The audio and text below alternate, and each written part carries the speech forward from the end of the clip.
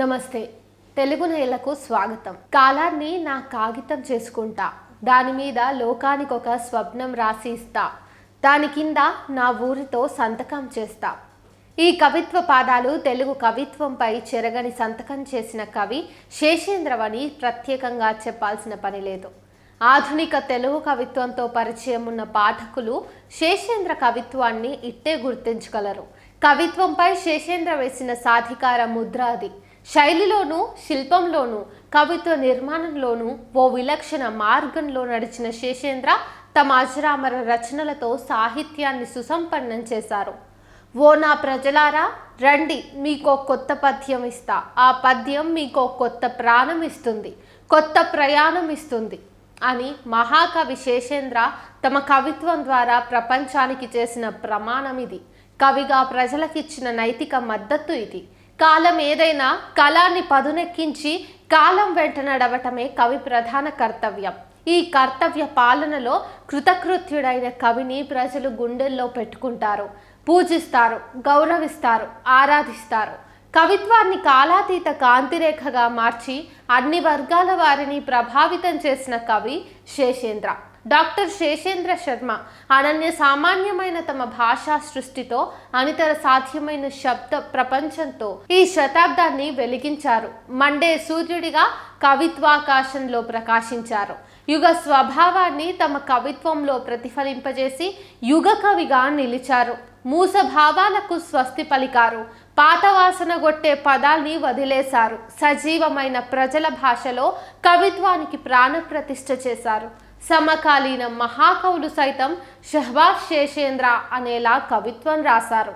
వర్తమాన వచన కవుల్లో వచనమే తప్ప కవిత్వం లేదని నిర్ద్వంద్వంగా ప్రకటించారు.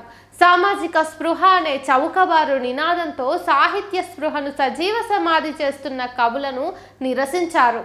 భాష అంటే 56 అక్షరాలు కాదని, అక్షరానికున్న శక్తిని గుర్తించి చైతన్యాత్మకమైన భావాన్ని ఫిరంగిలా పేల్చడమే కవిత్వం అన్నారు. సమస్త మానవ జాతికి కవే మార్గదర్శకుడని అన్నారు.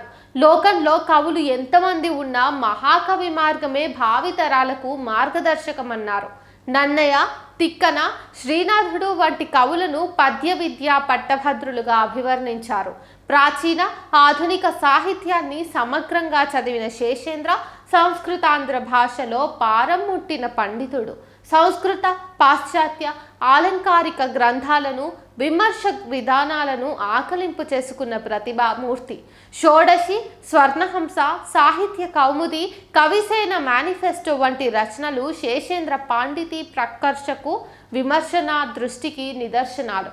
కవితా దృక్పథం కవికే సొంతం అనే నిశ్చిత అభిప్రాయం ఉన్న శేషేంద్ర కవిత్వం జీవన మధూలితో తడవాలి, సమధూలిలా పరిమళించాలి అంటారు. ఋతుఘోష కావ్యం శేషేంద్ర అనితర సాధ్యమైన పద్య నిర్మాణ కౌశలానికి నిదర్శనం. కవి సమ్రాట్ విశ్వనాథ, సరస్వతీపుత్ర, పుట్టపర్తి వంటి మహాకవుల చేత ఆహా అనిపించిన కావ్యం ఇది. ఒక అందమైన పోయం అంటే దానికి ఒక గుండె ఉండాలి, అది కన్నీళ్లు కార్చాలి, క్రోధాగ్నులు పుక్కిలించాలి, పీడితుల పక్షం వహించి మనిషి రుణం తీర్చుకోవాలి. రాసేది పద్యమైన, గేయమైన, వచన కవితనైనా కవి పీడిత ప్రజల గొంతుకగా ఉండాలన్న శేషేంద్ర శర్మ అభిప్రాయంతో మనము ఏకీభవించాల్సిందే. పోయంకు గుండె ఉండటం అంటే పాఠకుణ్ణి కదిలించే చైతన్య స్పృహ ఉండటం. కవిత్వం కన్నీళ్లు కార్చడం అంటే కరుణ రసాత్మకం కావడం. క్రోధాగ్నులు పుక్కిలించడం అంటే లోకంలోని అన్యాయాలు, ఆక్రమాలు, హింస, దోపిడీపై కవి ధర్మాగ్రం వ్యక్తం చేయడం. మహాకవి శేషేంద్ర రాసిన ఆధునిక మహాభారతం సమకాలీన సమాజ స్థితికి అద్దం పట్టే సామాజిక కావ్యం. శేషేంద్రను సామాజిక భావ విప్లవ కవిగా పరిచయం చేసే ఐతిహాసిక కావ్యం. విప్లవాన్ని కవిత్వీకరించడం కంటే కవిత్వాన్ని విప్లవీకరించడం ముఖ్యమంటారు శేషేంద్ర. విప్లవం అంటే కత్తులు దూయటం, తుపాకులు పేల్చటం, మనుష్యుల్ని చంపడం కాదంటారు. సగటు మనిషి జీవనంలో రావాల్సిన సమూలమైన మార్పే విప్లవం అంటారు శేషేంద్ర. ఖడ్గం శక్తి ఖడ్గంలో లేదు, అది ఉపయోగించే చేతుల్లో ఉంటుంది. అలాగే కలం శక్తి కలంలో లేదు, రాసే కవి ఆలోచనల్లో, అవలోకనలో, అభివ్యక్తిలో ఉంటుంది. భావం, శబ్దం, అర్థం మూడు కలిసినప్పుడే కవిత్వం మాట్లాడుతుంది, సమాజంపై పోట్లాడుతుంది, జాతిని మేల్కొలిపే జీవనాడిగా నిలుస్తుంది.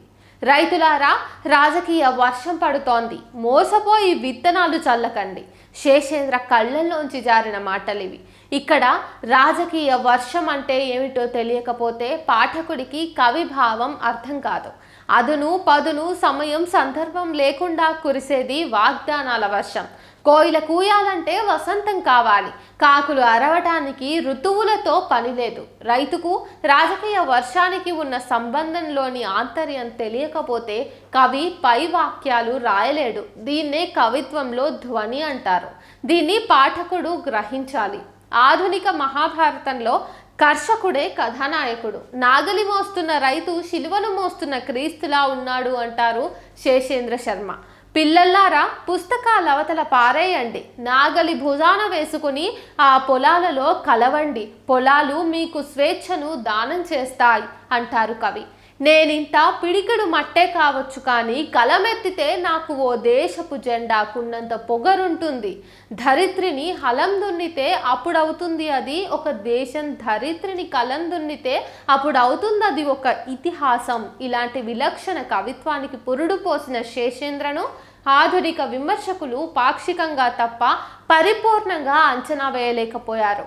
శేషేంద్ర విప్లవ భావాలు, వినూత్న సిద్ధాంతాలు విమర్శకులకు అర్థం కాకపోవడమే ప్రధాన కారణం. శేషేంద్ర ప్రచార కవి కాదు, ప్రాపంచిక కవి. అవార్డుల కోసం అర్రులు చాచలేదు, వరించి వచ్చిన వాటిని కాదనలేదు. జ్ఞానపీఠం శేషేంద్రకు దక్కలేదు, కానీ కోట్లాది మంది పాఠకుల హృదయపీఠం పైవారి స్థానం సుస్థిరం. శేషేంద్ర పేరు నోబెల్ పురస్కారానికి వెళ్ళటం ద్వారా కవి ప్రతిభకు ఎల్లలు లేవని చెప్పవచ్చు. నేను చెమట బిందువుని, కండల కొండల్లో ఉదయించే లోకబంధువుని అంటున్న శేషేంద్ర నిస్సందేహంగా ప్రజల కవి, నిజమైన రైతు కవి, సామాజిక చైతన్యానికి సాహిత్య చైతన్యంగా మార్చిన కవి, సామాజిక చైతన్యాన్ని సాహిత్య చైతన్యంగా మార్చిన కవి. ఆలోచన, ఆవేశం, ఆధునికత, సమకాలీనత, సార్వకాలికత కలిసిన కావ్యేతిహాస రస్త శేషేంద్ర. లోకంలో మూడు రకాల కవులుంటారు. రాసిన దాంతో తృప్తిపడి సంపాదించిన కీర్తిని తింటూ బ్రతికేవాళ్ళు, కవి సమ్మేళనాలకో సన్మాన సభల కోసం రెడీమేడ్ కవిత్వం రాసేవాళ్ళు, కాలం వెంట నడుస్తూ కాలాన్ని తమ వెంట నడిపించుకుపోయేవాళ్ళు. శేషేంద్ర శర్మ కాలం వెంట నడిచిన కవి, కళాన్ని కవిత్వానికి అంకితం చేసిన కవి, కవిత్వాన్ని కాలాతీత కాంతిరేఖగా నిలిపిన కవి, వచన కవిత్వానికి పరిపూర్ణతనిచ్చి విప్లవ భాషా విధాతగా నిలిచిన కవి, పాఠకుల హృదయాలను గెలిచిన కవి. కవికి వ్యక్తిత్వం ముఖ్యమని, కవులు జెండాలా గర్వంగా నిలబడాలని నినదించిన కవి. ఆధునిక కవిత్వంపై శేషేంద్ర సంతకం చెరగనిది, చెదరనిది.